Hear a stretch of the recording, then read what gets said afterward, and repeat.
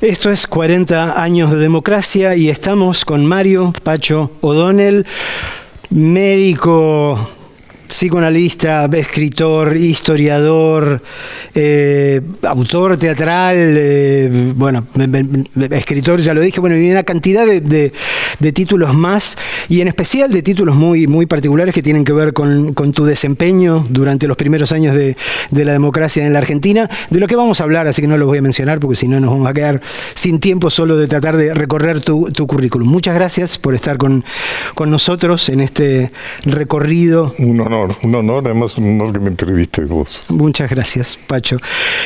Fuiste una de las tantas personas que se vio forzada a exiliarse durante la dictadura, pero volviste antes de que cayese del todo la dictadura y te involucraste muy activamente en el movimiento cívico que condujo al proceso eleccionario, ¿o no? Sí, yo volví en el 81, o sea que todavía estaba, inclusive volví antes de Malvinas, ¿no? Yo estuve siempre muy ansioso por volver. Inclusive evité todas las alternativas de buena adaptación a Madrid, España, donde fueron muy generosos. Y sí, estuve en teatro abierto, escribí en humor, hice todas las imprudencias que podían hacerse en aquellos tiempos para recuperar la democracia. Y te tocó, bueno, fuiste secretario de Cultura a partir del 83, y te tocó en este sentido un momento muy maravilloso de explosión cultural, ¿no? Después de tantos años de censura y de represión violenta. Claro, para mí fue una exigencia y maravillosa, como decís. La propuesta fue demostrar claramente cuál es la diferencia entre una cultura del totalitarismo y la cultura democrática. Había que establecer pautas para hacer que la gente saliera de las catacumbas a las cuales se había visto obligada a refugiarse por el terror. Bueno, vos lo describís muy bien en tu novela Kamchatka, ¿no? Ese terror, porque fue realmente terror. Yo digo que el miedo y el terror no son ni siquiera parientes próximos. Una cosa es el terror, otra cosa muy distinta es el miedo. Además, hacer que la gente perdiera el miedo de juntarse, porque había mucho miedo del otro o de la otra, ¿no? No se sabía si estabas en la agenda del otro o de la otra, por ahí te podía ir muy mal. Y además hacer claramente que la cultura no era el privilegio de un sector social, cosa que es muy clara y de alguna manera sigue siéndolo, en el sentido, por ejemplo, que las grandes instituciones culturales, el Colón, el Teatro San Martín, el Museo de Bellas Artes, el Centro de Recoleta, están todos, los puedes hacer en una caminata, puedes recorrer las más importantes, está concentrado en los barrios bacanes, digamos. Por eso se hizo el programa cultural en barrios, o sea, la idea de hacer que la cultura fuera también un derecho de los sectores no pudientes. Y como no había centros culturales, utilizamos las escuelas, cosa que fue, inclusive sigue sucediendo. O sea, el otro día me enteré que el programa cultural en barrios tiene más de 40.000 inscriptos hoy, o sea que ha continuado a pesar de todas las contingencias, porque yo pienso que tenía mucha alma, ¿no es cierto? O sea, tiene mucho sentido. Es difícil explicarle a las nuevas generaciones de manera que puedan comprender la diferencia abismal que significaba eso. De repente poder salir a ir a escuchar un músico, claro, o a ver una obra de teatro en algún sitio abierto, de una manera perversa, que casi lo único más parecido que hemos vivido en los últimos años es la pandemia, ¿no? Digo, que de repente entender lo que significa el miedo de pisar la calle y de encontrarse con otro. Sí, absolutamente. Por eso los espectáculos al aire libre que iniciaron en esos tiempos, tenían ese sentido que vos tan claramente exponés. No era la idea, después ya fue los mega espectáculos que seguimos viendo hoy, pero en aquellos tiempos era la idea del juntarse, de perderle miedo al otro y al mismo tiempo de juntarse con los artistas prohibidos. O sea, tenía mucho sentido, por ejemplo, que Mercedes Sosa volviera al país. Tenía mucho sentido la repatriación de escritores, de Antonio Di Benedetto, de Daniel Moyano, inclusive de Cortázar. O sea, todo eso de alguna manera fueron momentos de reencuentro, ¿no? Hace poquitas semanas leía la biografía de Osvaldo Soriano que escribió Ángel Berlanga, que se acaba de publicar, y hay un momento muy claro en el cual Ángel recuerda la bronca que le dio a Soriano, el tratamiento, por no decir el no tratamiento, que el gobierno de Alfonsín le dio a Cortázar cuando volvió por primera vez después de muchos años, y sobre todo sabiendo ya que estaba muy enfermo y que seguramente era la última vez que volvía a la Argentina, ¿no? Sí, las cosas hay que comprenderlas en el momento. Eso fue un mal consejo de uno de los asesores que tenía el presidente. Yo lo recibí a Cortázar. Eran momentos en los cuales, que está bien descrito en la película 1985, donde muchos de los jefes de la represión seguían en mando de tropas. O sea que la idea de un golpe que echara por tierra todo este acceso, digamos, a la democracia, era como latente, ¿no? Por eso vinieron después la ley de todas las leyes, digamos, que de alguna manera los exculparon. Exacto, obediencia debida, punto final. Se consideró que era bueno descomprimir esa presión. Y creo que por una parte no se sabía que Cortázar venía por muy pocos días, y al mismo tiempo, bueno, fue un mal consejo y seguramente fue un error, fue una equivocación. El fenómeno tan increíble que se generó en lo cultural en ese momento, se ganó un mote propio en general cuando se recuerda en esos tiempos. En particular se habla de la primavera alfonsinista, y cuando se habla de primavera alfonsinista básicamente se está hablando de cultura. Sí. Sí, creo que fue muy quizás otras cosas no cambiaron tanto, ¿no? Yo siempre insisto en que hay que decir dictadura cívico-militar. Me ha llamado la atención que en los últimos tiempos he visto documentos oficiales que siguen hablando de dictadura militar. Y creo que la participación de los civiles en la dictadura fue fundamental. Inclusive, si hacemos historia, las carteras más importantes estuvieron prácticamente en poder de los civiles, ¿no?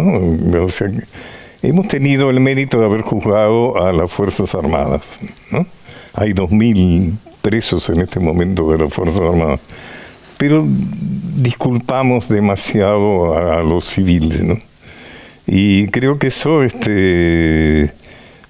porque algunas instancias continuaron prácticamente sin, porque sobre todo las económicas no se renovaron demasiado.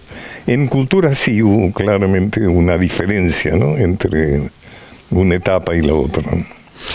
Vos, supongo que habrás podido comparar, porque habías vivido algunas instancias de lo que en España se había llamado el destape a la muerte de Franco, y en algún sentido fenómenos con puntos en común, ¿no? Digo, esa especie de liberación absoluta de poder no solo juntarse, sino decir determinadas cosas, hablar de determinadas cosas, eran relativamente parecidos en algún sentido. Sí, la Argentina fue bastante más feroz, ¿no? Por ejemplo, la censura. En España existía una oficina de censura. Vos ibas con tu libro y entonces se lo presentabas a un señor que te decía, mire, ponga traste en vez de culo, porque eso no se lo voy a aceptar. En la Argentina nunca hubo censura formal, lo que hubo es autocensura, porque tenías claramente idea que si hacías algo que le disgustaba al poder, te iba a ir muy mal, ¿no? O sea que, y creo que algo de eso sigue existiendo, Marcelo, ¿sabes? Creo que sigue esa feroz autotemor, digamos, ese terror, como decía hace un rato, en algún punto sigue funcionando, ¿no? También había, obviamente la autocensura era pavorosa, pero también había censura concreta. Yo recuerdo en esa época, o sea, 83, 84, trabajando en este canal, fui a hacer un informe a la oficina del Inca que quedaba donde habían quedado trozos y metros de celuloide que era lo que se había cortado de las películas. Es cierto. Vos sabés que en relación a la censura, cuando yo asumo, resulta que me encuentro con que los calificadores, que en realidad fue la forma por donde se ejerció la censura formal, que como decís, algo de eso hubo, estaba dentro de la jurisdicción de cultura, no casualmente. Y entonces yo lo que hice no fue levantar las prohibiciones a todas, digamos, por una medida, digamos, sino que fui levantándolas libro por libro. Te estoy hablando de los libros. Libro por libro, y en cada caso una ceremonia. Es decir, un libro que había sido prohibido tenía el mérito de haber sido prohibido, o sea, reivindicar eso como algo que debía ser celebrado, ¿no? Y eso creo que estuvo bien, ¿no? Había unos cuantos libros censurados. ¿Cómo fue que acentuaste, en todo caso, tu costado de historiador? Digo, ¿por qué entendiste que en revisar determinados tramos de nuestra no demasiado larga historia argentina era fundamental para vos? Es un tema ideológico, ¿no? O sea, la historia oficial es la historia que la escribió la oligarquía porteñista, la que ganó las guerras del siglo XIX, o sea, la que vence a los sectores populares, que vence a las provincias, y se sienta ese genio que fue Mitre, realmente un personaje muy apasionante, se sienta y escribe la historia argentina, que es el sustento ideológico del proyecto liberal, extranjerizante, porteñista, antiprovincial, elitista, etcétera. Y la historia es la historia oficial es el fundamento ideológico. O sea, darle la avenida más larga al mundo a Rivadavia es una decisión ideológica. Exacto. No dársela a Dorrego es una decisión ideológica. O sea, la historia siempre, de alguna manera, y muy groseramente en el caso argentino, es una expresión política, ¿no?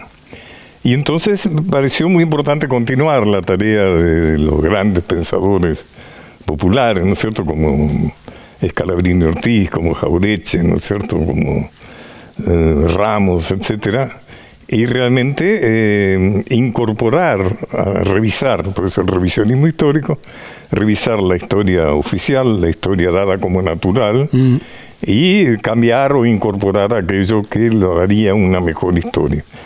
Y yo últimamente me he preguntado si el revisionismo a lo mejor ya no cumplió la tarea que cumplía, porque en la historia oficial le faltaban los sectores populares no existían. Es decir, las cosas habían pasado por decisión de grandes hombres, por ejemplo, que se juntaban en la jabonería de Vieites y decidían hacer una revolución, pero es como que los sectores populares no habían intervenido para nada. En la historia oficial no había mujeres, las mujeres bordaban, cosían y donaban alhajas, pero no hacían nada más. Ni hablar de los afrodescendientes, ¿no es cierto? La interpretación, o sea que eso de alguna u otra manera ya se han ido incorporando. Por ejemplo, el rol de las mujeres en la historia que muchos de los que nos están viendo les han contado en los colegios, era una historia muy pasiva. Yo tengo el orgullo de haber escrito la biografía de Juana Zurduy, que de alguna manera Juana fue una de las tantas mujeres que se comprometieron con sable y lanza, ¿no?, en el proyecto independentista, ¿no? O sea que yo creo que hay unas cuantas cosas que nos propusimos desde el revisionismo y que ya están, ya la gente ya las ha incorporado, ya es imposible no tenerlas en cuenta. Y como historiador, digo, ¿cómo encarás estos 40 años de democracia argentina en los cuales estuviste, como quedó claro, tan involucrado? ¿No es posible para vos hacer abstracción en algún sentido y mirar el proceso en términos puramente históricos? Es difícil porque han pasado muchas cosas, ¿no? Yo te diría que es una democracia que el principal mérito es que se ha sostenido. Cuando, digamos, en términos clásicos, ha habido razones suficientes, existían antes, ¿no?, razones suficientes para dar un golpe. O sea, el golpe se daban por causas menores, inclusive de las que hemos vivido. O sea que yo creo que de alguna manera el principal mérito es que hemos sabido conservar la democracia. Lo más criticable es que no pasó lo que pronosticaba Alfonsín, ¿te acordás? O sea, que con la democracia se come, se educa, se cura. No, inclusive en este momento está claro que nos está yendo bastante mal, ¿no es cierto? Con un 50% de la población. 18 millones de argentinos viviendo bajo la línea de pobreza. Claro, es demasiado. Es una locura. Es demasiado. Uno de los compañeros que trabaja en este programa, Fernando Sánchez, me recordaba aquella célebre frase de Kennedy cuando dijo: no preguntes qué es lo que la patria puede hacer, y él intentaba recrearla, digo, no, en el sentido de no preguntes qué es lo que la democracia puede hacer por vos, sino qué es lo que vos podés hacer por la democracia.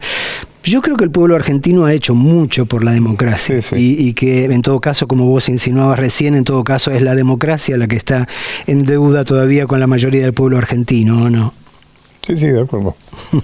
De acuerdo, o sea, la democracia creo que la hemos consolidado y se ha aguantado hasta ahora porque está consolidada. Lo importante es, bueno, que la gente pueda vivir bien en democracia, ¿no? Pacho, muchísimas gracias por acompañarnos aquí esta noche. Ha sido un gusto, realmente.